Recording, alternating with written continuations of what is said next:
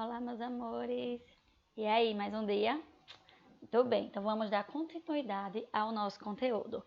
Hoje, de novo, vocês vão abrir o livrinho de português para a gente poder relembrar o conteúdo de adjetivo. Então, adjetivos são palavras que usamos para caracterizar os seres, ou seja, indicando uma qualidade, um estado ou um modo de ser. Como na frase, aquele bolo é muito gostoso. Então, gostoso é uma qualidade que nós demos ao bolo. Então, gostoso é um adjetivo, correto? Se eu falar bem assim, aquela menina é muito inteligente. Qual é o adjetivo da frase? Inteligente. Então, inteligente é uma qualidade que eu dei para a menina. Então, vocês agora vão abrir a ficha na página 9 para a gente poder responder sobre os adjetivos. Vamos lá. Escreva um adjetivo para cada letra do nome de um familiar. Veja o exemplo e faça igual. Dica: escolha adjetivos que tenham a ver com a pessoa.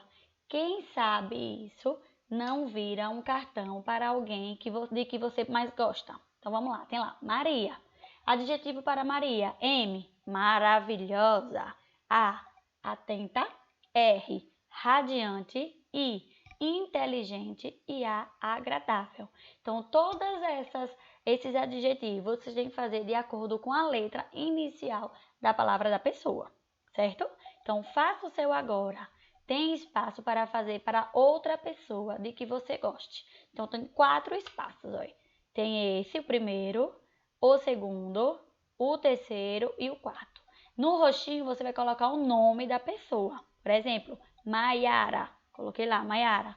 O nome da mãe de vocês. Você coloca o nome de vocês, o nome do pai, o nome do irmão, da vovó, da titia, de quem vocês quiserem. Coloca e aqui no espaço branco, vocês vão dar qualidades para essa pessoa. Certo? Se tiver dúvida, é só me perguntar. Então, vamos lá. Segunda, crie adjetivos para o substantivo a seguir. Observe o modelo. Carinho, crie um adjetivo carinhoso. Ou seja, aquele menino é muito carinhoso. Carinhoso é um adjetivo que eu dei para o menino. Então, capricho, um adjetivo para capricho. Essa atividade está muito... aí vai colocar o adjetivo. Habilidade, aquele menino é muito... vai colocar um adjetivo para habilidade. Apetite, vai colocar um adjetivo. Horror, um adjetivo. Não é adjetivo bom, né? Mas é um adjetivo. Gosto, coloca um adjetivo. Orgulho, coloca um adjetivo. Amor, coloca um adjetivo. Escândalo, coloca um adjetivo. E espinho, coloca um adjetivo. Certo? Depois disso, vamos dar continuidade. Continua a página. Página 11. Leia os títulos dos contos de fadas conhecidos a seguir e circule os adjetivos em cada título, ligando cada um com uma flecha ao substantivo que se refere. Então vamos lá. Aí aqui tem mostrando. Essa primeira imagem aqui, desse primeiro conto de fada, é o patinho feio. Na frase, o patinho feio, qual é o adjetivo? Feio, não é mesmo? É uma qualidade que deu ao patinho. Não é uma qualidade boa, é uma qualidade ruim, mas é uma qualidade. Então, circula, feio, e liga, faz uma setinha para patinho, porque patinho é o substantivo que você pegou a qualidade. Chapeuzinho vermelho. Qual é a qualidade? Qual é o adjetivo? Vermelho. Então, circula, vermelho, e liga para chapeuzinho. A mesma coisa vai fazer no restante. O pequeno polegar, a pequena sereia, a roupa nova do imperador. Então, você vai circular o adjetivo e vai ligar para quem ele está, para o substantivo, para quem ele se refere, certo? A segunda questão. Observe a capa deste livro. Chapeuzinho Amarelo, de Chico Buarque, né? Então, vamos lá. O título faz referência a qual conto de fadas? Então, o título está se referindo a qual conto de fadas? B. Volte ao exercício 1, que é esse aqui que vocês terminaram de fazer, e crie novos títulos, dando novos adjetivos a cada substantivo. Por exemplo, o patinho feio é o nome do conto de fada. Aí eu vou criar um novo substantivo, o patinho lindo, o patinho amarelo, o patinho legal, o patinho bonito. Então, você vai criar, na verdade, novos títulos para os contos de fada. Chapeuzinho vermelho, vai colocar um adjetivo para Chapeuzinho vermelho. Tira vermelho e coloca outro adjetivo, né? Porque é criar novos títulos. Vai fazer a mesma coisa com o pequeno polegar, com a pequena sereia e a roupa nova do imperador, certo? Na terceira, conte uma pequena história com esse título, Chapeuzinho Amarelo. Então, vocês precisam usar a criatividade de vocês. Pensem e escreva uma pequena história inventada com o título Chapeuzinho Amarelo. Então, bote a cabecinha para funcionar e crie uma história de vocês, certo? Depois disso, a gente fecha o assunto sobre adjetivo, né? E nós vamos para o livro de matemática. No livro de matemática, a gente vai relembrar o conteúdo sobre medidas de tempo, que eu já passei para vocês também na aula passada. Nós vamos relembrar para poder fazer as atividades. Então, medidas de tempo, né? Existem diversas unidades de medida de tempo, como eu disse a vocês, a hora, o dia, o mês, o ano, o século. Então, medido no tempo com ampulheta, com calendário, com relógio. Então, vamos para a ficha. Ficha, página 55. Observe o calendário do mês de junho de 2020, desse ano, com algumas datas comemorativas. Então, aqui vem mostrando o calendário dia 1, segunda-feira, terça, 2, quarta, 3, aí está completo o mês de junho, que termina no dia 30. Então, no primeiro espaço aqui, vocês vão responder, escreva em que dia de 2020 se comemora o Dia do Cinema Brasileiro no formato dia, mês e ano. Então, vocês vão observar aqui, nessas letrinhas aqui, qual é o dia que se comemora o Dia do Cinema Brasileiro. Coloca lá, dia tal do mês tal de 2020, certo? Dia, mês e ano, não pode esquecer. O que se comemora no dia 7/6/2020? Então, aqui, ó, no dia 7, o que é que se comemora no dia 7? Coloca a resposta. Imagine que estamos, por exemplo, hoje é dia 14/6. Quantos dias falta para chegar o início do inverno? Quando é que começa o inverno?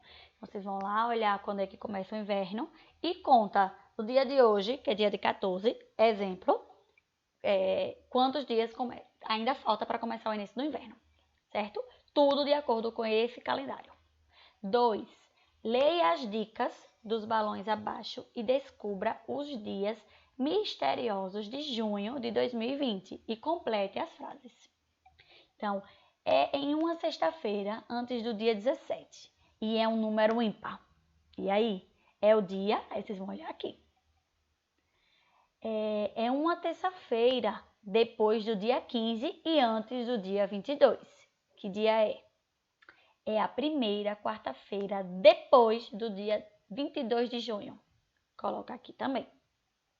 Então, quando vocês terminarem aí de fazer essa atividade, nós vamos para o livro de Geografia. Então, vai abrir o livro de Geografia e nós vamos relembrar os conteúdos para poder fazer. Hoje não tem atividade de Geografia, hoje a gente só vai relembrar, dar uma relembrada nos conteúdos. Então, agentes externos. A gente estudou agentes internos e agora vai estudar sobre os agentes externos, que vocês já estudaram e vamos só relembrar. São aqueles que provocam mudanças na nossa superfície terrestre. Então, eles atuam modelando as formas da nossa paisagem, produzindo verdadeiras esculturas naturais. Então, quais são os exemplos dessas que provocam essas mudanças? O vento provoca essa mudança, aqui o vento. A água provoca a nossa mudança.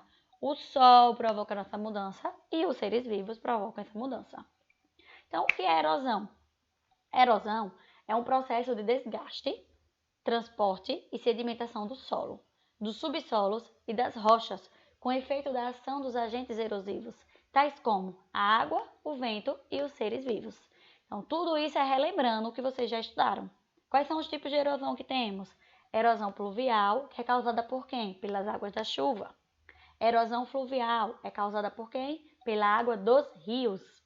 Erosão marítima é causada pela ação das águas dos mares e dos oceanos. erosão glacial, causada pelo gelo, e a erosão eólica, causada pela ação dos ventos sobre as rochas e os solos.